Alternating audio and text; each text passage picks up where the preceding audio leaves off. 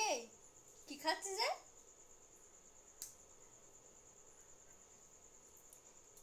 এ বাবা, ক্লিপটা কি করলি? দেখে ইস, মরে যাবি তো এইসব খেলে। দেখে দেখে দেখে, এই হাঁকর হাঁকর হাঁকর। ক্লিপটা ভেঙে কি অবস্থা করেছে দেখি। পাড়ায় ক্লিপটা ভেঙে দেখো কি করেছে। এ মা, গালেও তো আজকে দেখো। হাই, এই যে ফেলে দিয়েছে।